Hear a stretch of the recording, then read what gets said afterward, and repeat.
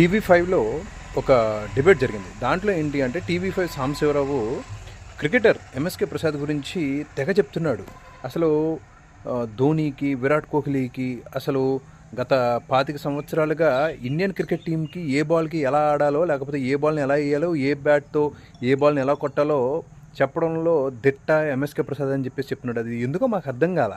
తీరా చూస్తే ఎంఎస్కే ప్రసాద్కి సంబంధించినటువంటి ఒక కెరియర్ గ్రాఫ్ కనుక చూస్తే దీంట్లో తెలిసింది ఏంటంటే ఎంఎస్కే ప్రసాద్ అంటే వికీపీడియాలో ఉన్నటువంటి ఇన్ఫర్మేషన్ ప్రకారం 6 టెస్టులు ఆడాడు, 17 ఓడిఐలు ఆడాడు.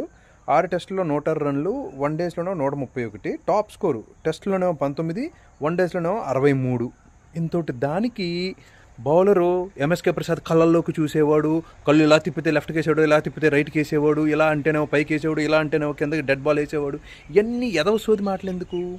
ఇక్కడ చంద్రబాబు నాయుడు గారికి నేను లోకేష్ గారికి మేము చెప్పేది ఏంటంటే 2014-19 మధ్యన ఏబిఎన్ అనేటువంటి ఛానల్ రాసినటువంటి ఇటువంటి కథనాలు ఎన్నో, అంటే కడుపుబ్బరం, కడుపులో వెగుడు పుట్టించేటువంటి వార్తలు చాలా రాసింది.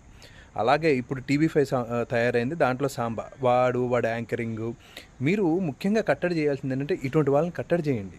2024 ఇప్పుడు మన కూటమి ప్రభుత్వం మొదలైన తర్వాత ఈ టీవీ5లో సాంబశివరావు లాంటి వాళ్ళని కట్టడి చేయకపోతే ఏమవుతుందంటే చూసే ప్రజలకి వెగటి పుట్టుద్ది.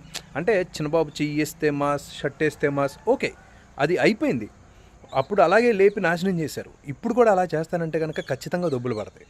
సో మనకి సరే ఆట రాకపోయినా కానీ ఏదో ఒక కార్డు ద్వారా మనకి ఎంఎస్కే ప్రసాద్ అనేవాడు దగ్గరోడు కాబట్టి వాడికి ఏదో ఎకరాలు కట్టబెడదాం అనుకుంటున్నారు.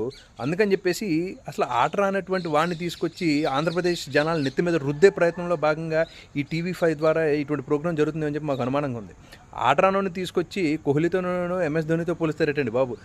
ఆడు గట్టిగా అంటే 100 రన్స్ కూడా ఏ ఒక్క మ్యాచ్లో కొట్టింది లేదు.